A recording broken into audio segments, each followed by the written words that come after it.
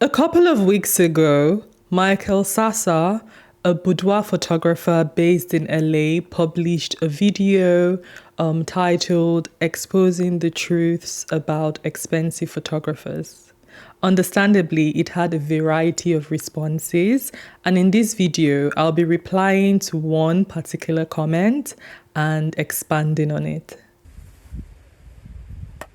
If you're new here, my name is Lize Okoh. I'm an author and a boudoir photographer based in London, UK, and I've been specializing in boudoir photography since 2019. Now I'm going to go ahead and read the comment which I'm going to be responding to, and you should also be able to see it on the screen. So he says, "Bro, I barely get someone to pose for me, much less get someone to pay $5,000. I live in a city that is too conservative and think they can do boudoir with their phone, and my work is good. It ain't garbage. I'm thinking to just give it up. I love photography, but being a male photographer is not easy. This video is for photographers who have these fancy studios and can provide everything you described in your video. I have been doing this for 2 years and don't have all these things. Someone starting out can't fit into this video." Whew. He sure had a lot to say. So over to you. Do you think photographers are not able to make 4 figures per client? Like, what are your initial reactions, reading or hearing me, saying that comment? Let me know down below. Leave a comment down below. Okay, so now I'm gonna go ahead and read my comments. So I responded to that person's comment, and this is what I had to say. I said, "I'm just going to chip in that you don't have to start having a fancy location. I started out renting Airbnb and hotels. Now I have my own apartment studio. Next year, I plan to level up and even further to get a much bigger commercial studio. Start where you are and level up as your business grows. Use people who are already 10 years in as inspiration for where you want to get to, not as a comparison of where you are now." Okay, so obviously this was a comment, I placed on that video. I couldn't go on and on, but in my usual fashion, as my day went on, I kept thinking about that video and that comment I had seen, and I was just like, I feel like there's so much more I can say on this topic, because I think this is where a lot of us go wrong when we're starting out and seeing, our favorite photographers, seeing people we admire. So I thought it makes good sense to elaborate a bit on this video and hopefully help inspire and motivate some of you who may have similar thinkings or are starting out as well. The thing I found is that while social media has given us the access to see how other people are growing, how other people are doing and living their lives, it's also giving some people this pessimistic outlook on life. You see someone who is talking about his experience 10 years along on his journey, and you're comparing it with your 2 years. All you're thinking about is why you can't achieve what he's achieving, or you probably think it's a lie because you're not yet there. And for me, whenever I see someone, I look up to someone whose journey inspires me, I'm not immediately comparing where they are now to where I am, because they've put in more work. They're doing other things that have made them, achieve whatever they have. It's not going to be the same. Everyone's journey is going to be different. Some people, it may take them 10 years to, get that 9K sale. Some people may take them 2 years, 3 years. Some people maybe 1 year. Everyone's journey is going to be different. But rather than hearing such a story, Michael talking about his experience and, being so generous, talking more about, the different things he's had to implement in his business, business to ensure he's providing value and, giving the right sort of client experience that enables him to achieve such sales, instead of drawing and writing down those tips, those nuggets of advice, and seeing how you can change things or implement things in your own business that can allow you to achieve the same. All you start to think of is all the no's and the all the no's and the negatives of why you cannot do that. So that man goes on to say, I'm in a conservative town. People think they can use their phone. People don't want to pay. I'm a male photographer. And these are all valid concerns. I'm not rebuffing and I'm not negating that at all. Like, these are concerns I've heard. I'm in like Facebook groups with like people who share concerns. But I think Michael is telling you, he's a man, he's a male boudoir photographer, and he's telling you right now here, I've been able to grow my business to this.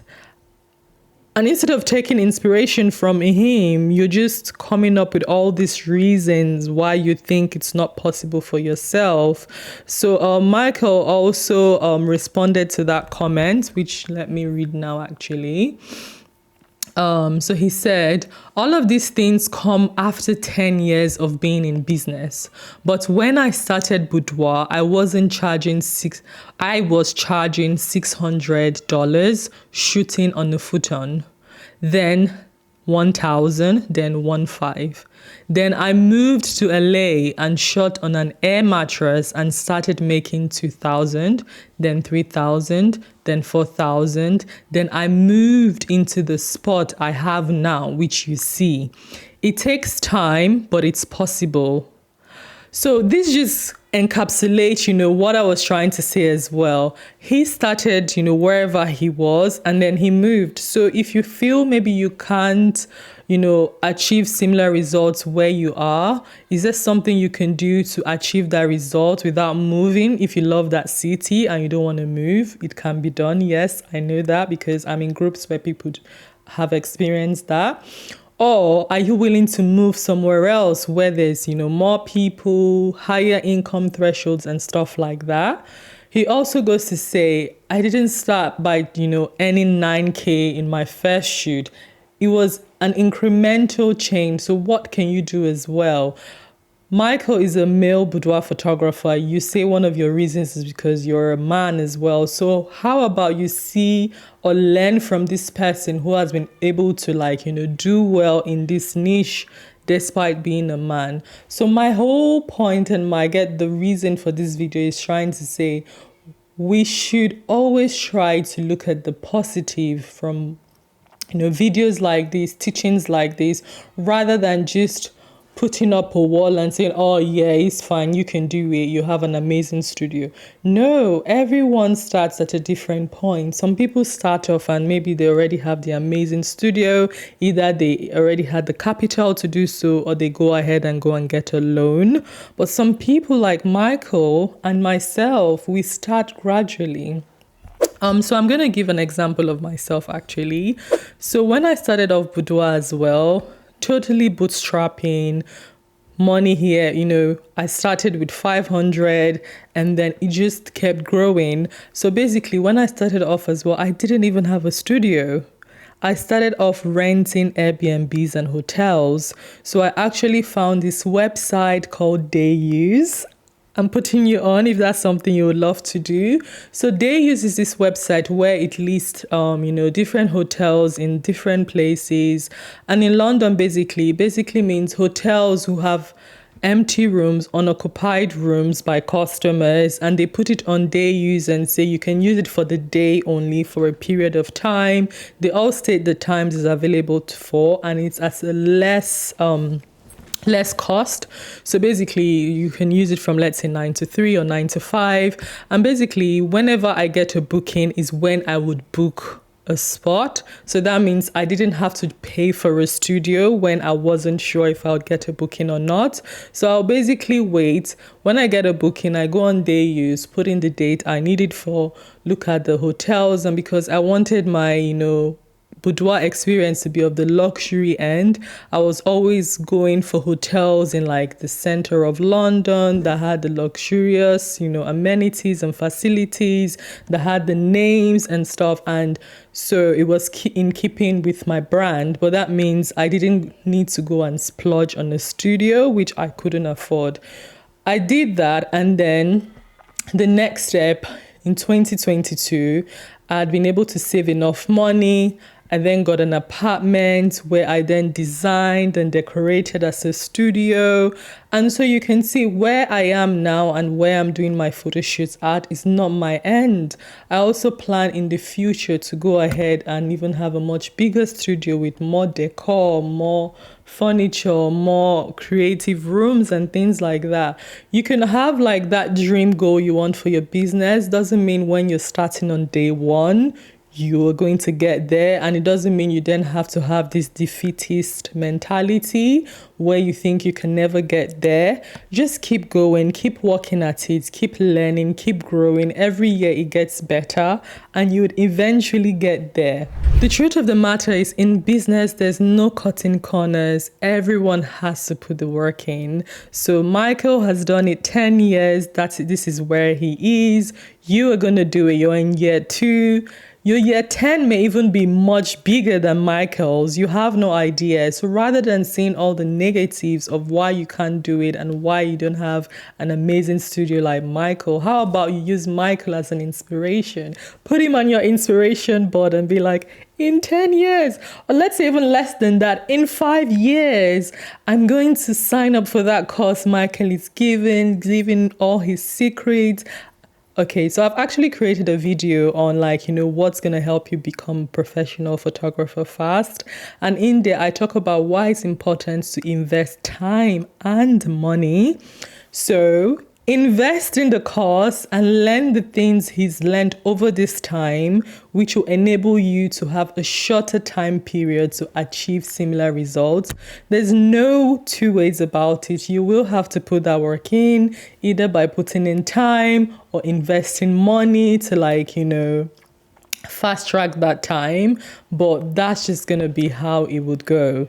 You need to invest time or you invest money. So I'm going to end this video by reiterating what I said in the comment on Michael Sasser's video. Take inspiration from people you admire and see how you can implement what you learn from them to your unique circumstances. Don't use their wins as a comparison. Use it as a fuel to accelerate your journey. Enough said. Anyway, I really hope this video has given you a lot of food for thought and, just helps to spark that inspiration, imagination that you shouldn't be playing the comparison game when you see someone who is doing better than you.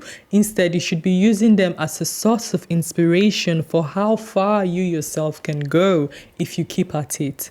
You may not be where you want to be right now, but keep going and it would get better and better every year. Anyway, if you've enjoyed this video, then I definitely know you would love this video where I talk about how to change your mindset in order to live the life of your dreams. And remember, you don't have to be a struggling artist. See you next week.